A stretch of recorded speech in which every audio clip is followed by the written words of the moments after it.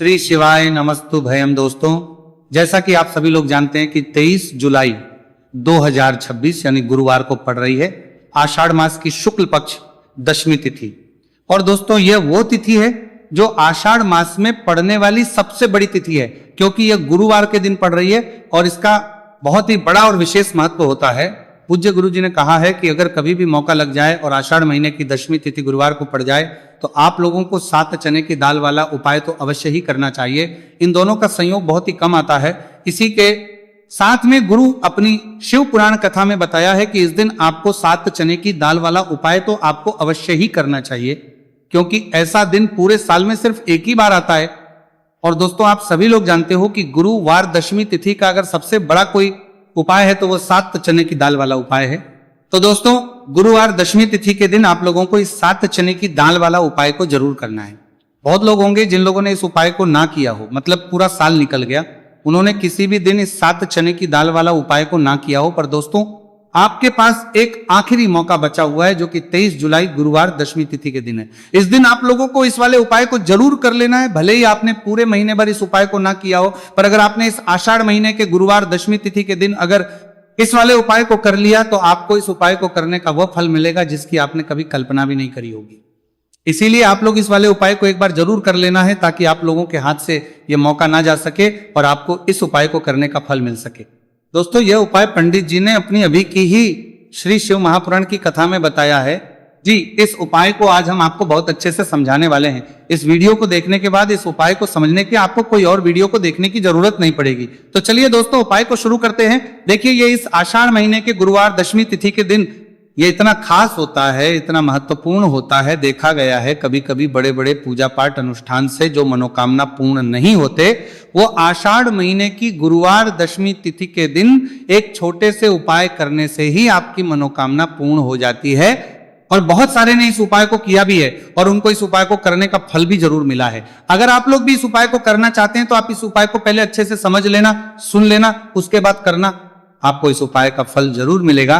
और इस उपाय को कर लेने से आपके घर में चाहे किसी भी प्रकार की दुख और समस्या क्यों ना चल रही हो, आपको उसका कारण भी नहीं पता है कि भाई यह समस्या किस कारण से चल रही है, उसका कुछ भी कारण हो सकता है, जैसे पितृदोष हो सकता है या किसी भी तरह का मंगल दोष भी सकता है। तो इस दिन आप लोगों को यह वाला उपाय कर लेना है। ये एक ऐसा उपाय है जिस उपाय को अगर किसी विशेष दिन पर किया जाए तो भाई उस विशेष दिन का जो है वह तो हमें मिलता ही मिलता है, पर हमने उस दिन पर इस उपाय को किया है तो हमें उससे भी बड़ा फल मिलता है। और फल बहुत जल्दी मिलता है, क्योंकि आप इस उपाय को बहुत ही बड़े और विशेष दिन पर कर रहे हो। तो चलिए अब उपाय के बारे में बात करते हैं, लेकिन उससे पहले आप लोगों को यह जानना आवश्यक है कि आखिर यह उपाय किस समय करना है, किसको करना है और कैसे करना है। तो चलिए हम आगे आपको वीडियो में एक एक करके बता देते हैं। लेकिन उससे पहले अगर आप लोग हमारे चैनल पर पहली बार आए हैं या फिर मेरी आवाज आज पहली बार सुन रहे हैं तो हमारे चैनल को सब्सक्राइब जरूर कर लेना और इस वीडियो को लाइक करके कमेंट बॉक्स में श्री शिवाय नमस्तु भयम ओम नमः शिवाय जरूर टाइप कर देना। तो दोस्तों, इस 7 चने की वाला उपाय को हमें इस गुरुवार दशमी तिथि के दिन कैसे करना है, किसको करना है, किस समय करना है और कहां पर करना है, ये सारे सवालों के जवाब आपको इस वीडियो में मिल जाएंगे। और जो ये वीडियो देखेगा भाई उसको 7 चने की दाल वाला उपाय जरूर के लिए करना चाहिए, क्योंकि इस दिन एक चने की दाल का भी बहुत ही बड़ा और विशेष महत्व होता है। और जब बात आ जाए 7 चने की दाल वाला उपाय की तो ये सोने पे सुहागा वाली बात हो जाती है और ये एक बहुत ही बड़ा उपाय हो जाता है और एक सोने पे सुहागा वाली बात हो जाता है इस गुरुवार दशमी तिथि का। तो अब दोस्तों, इस 7 चने की दाल वाला उपाय को आखिर करना किसको है, सबसे पहले हम लोग वो बात जान लेते हैं। तो देखो, घर की जो बड़ी माताएं बहनें होती हैं, उन माताओं बहनों में से कोई भी एक बड़ी माता बहन इस वाले उपाय को कर सकती है। और दोस्तों, अगर आप चाहें तो अपने घर में से सभी सदस्यों को भी इस उपाय को करवा सकते हैं। अगर किसी व्यक्ति की खुद की कोई मनोकामना है, खुद की कोई दुख और है जो कि वो अपने लिए ही करना चाहता है, इस वाले उपाय को तो वो खुद अपने लिए भी कर सकता है। बाकी अगर कोई घर में से ऐसा है जो कि अपने पूरे घर परिवार की सुख और शांति के लिए ये वाला उपाय करना चाहता है तो भाई वो भी कर सकता है, उसमें भी कोई दिक्कत वाली बात नहीं है। कहने का मतलब यह है कि इस उपाय को हर एक सदस्य भी कर सकता है और पूरे घर परिवार के सदस्य के लिए घर की बड़ी माताओं बहनों में से कोई एक माता बहन भी कर सकती है। माताएं बहनें अगर घर में उपस्थित ना हो या वह उपाय ना कर पा रही हो, तो फिर घर का कोई बड़ा सदस्य भी इस 7 चने की दाल वाला उपाय को कर सकता है, चाहे फिर वो पुरुष ही क्यों ना हो, उसमें कोई भी दिक्कत वाली बात नहीं। उसके बाद में दोस्तों जो अगला प्रश्न निकल कर आता है वो ये आता है, इस उपाय को लेकर कि आखिर इस उपाय को हमें किस समय करना है, सुबह के समय करना है कि शाम के समय करना है।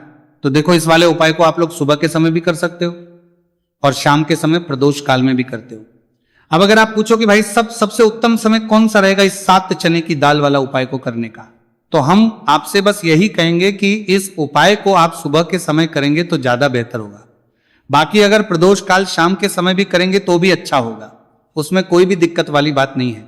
तो अब दोस्तों जो अगली सबसे बड़ी और महत्वपूर्ण बात आती है वो ये आती है कि सुबह अगर हम उपाय को, तो हमें कितने बजे से लेकर कितने बजे तक के बीच में करना है, और शाम के समय प्रदोष काल में करेंगे तो हमें कितने बजे से लेकर कितने बजे के बीच में करना है।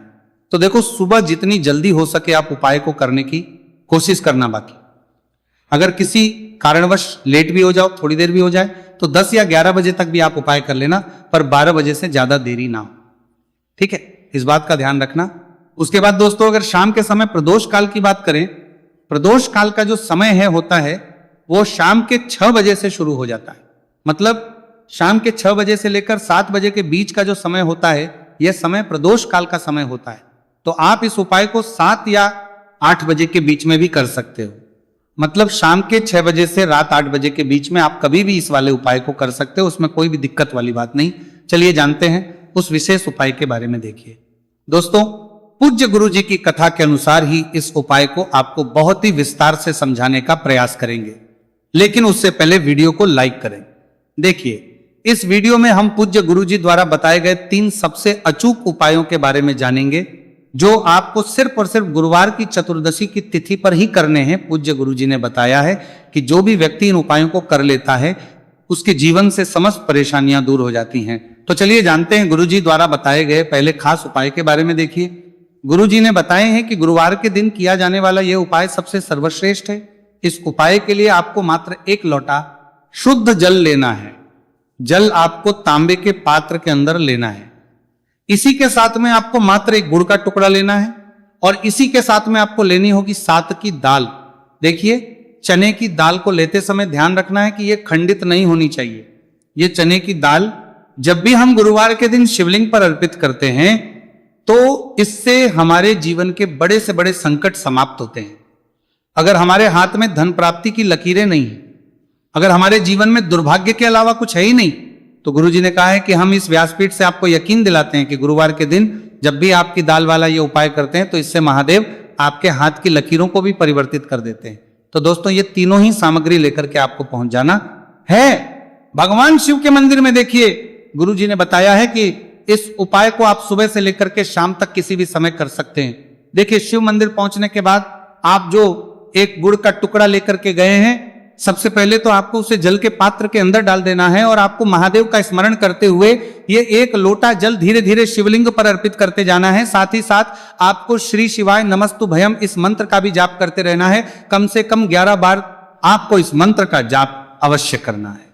अब दोस्तों, आपके पास जो चने की दाल है उन्हें आपको 1-1 करके शिवलिंग पर अर्पित करते जाना है। चने की दाल आप 1-1 करके भी समर्पित कर सकते हैं और एक साथ भी शिवलिंग पर अर्पित कर सकते हैं।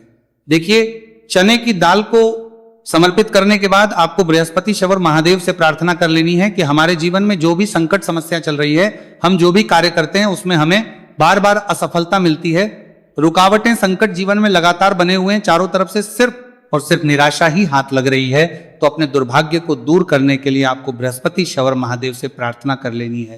पूज्य गुरु जी ने कहा है कि इस गुरुवार के दिन यह चमत्कारी उपाय करके देख लेना, और आप स्वयं देखेंगे कि 1 या 2 महीने के अंदर आपके जीवन का जो दुर्भाग्य है वह समाप्त होना प्रारंभ हो जाएगा। अब दोस्तों, हम जान लेते हैं दूसरे विशेष और चमत्कारी उपाय के बारे में। देखिए, इस उपाय के लिए आपको मात्र 1 तुलसी जी की लकड़ी लेनी होगी।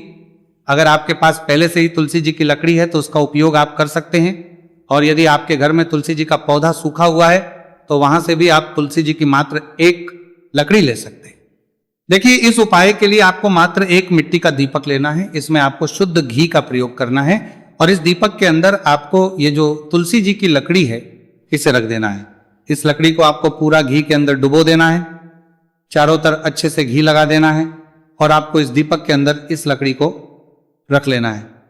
देखिए, यदि आपको ऐसा लगता है कि तुलसी जी की जो लकड़ी है वो बहुत ही जल्दी से जल जाती है, तो आपको एक कार्य करना है। आपने जो तुलसी जी की लकड़ी ली है उस पर आपको पूरी पर अच्छे से रुई लपेट देना है, यानी कि कॉटन जो होती है उसे अच्छे से लपेट देना है, जिससे कि ये जो लकड़ी है दिखाई ना पड़े। तो इस लकड़ी के ऊपर आपको लपेट लेनी है। अब इसी लकड़ी के ऊपर जो आपने रुई लपेटी है उस पर आपको अच्छे से घी लगा लेना है और उस दीपक के अंदर आपको इसे डाल देना है।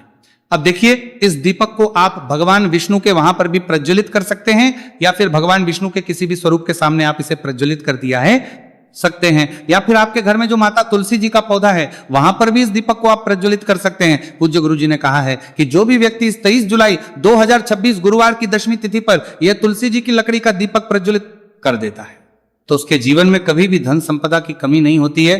देखिए, ये जो उपाय है आपने आषाढ़ में दशमी तिथि पर किया होगा, लेकिन इस बार आषाढ़ मास की दशमी तिथि है, गुरुवार के दिन, गुरुवार का दिन भगवान विष्णु को समर्पित होता है और ये जो दीपक है हम विशेषकर भगवान के निमित्त ही प्रज्वलित कर रहे हैं। तो इस दीपक को आप इस महीने की गुरुवार की दशमी तिथि पर भी प्रज्वलित कर सकते हैं। देखिए, ये जो दीपक है विशेषकर आपको शाम के समय यानी कि सूर्यास्त के बाद ही करना है। अब दोस्तों, हम जान लेते हैं गुरु जी द्वारा बताए गए तीसरे बहुत ही चमत्कारी और विशेष उपाय के बारे में। देखिए, इस उपाय के लिए आपको एक बेलपत्र लेनी है और इसी के साथ में आपको 2 शमी पत्र लेना है। देखिए, आप जो बेल लेंगे वो कहीं से भी खंडित नहीं होनी चाहिए। इस बात का आपको विशेष रूप से ध्यान रखना है। देखिए, मान लीजिए कि यदि आपके पास बेलपत्र नहीं है तो आप भगवान शिव के शिवलिंग पर चढ़ी हुई बेलपत्र को पुनः शुद्ध जल से धोकर के उसका उपयोग भी कर सकते हैं।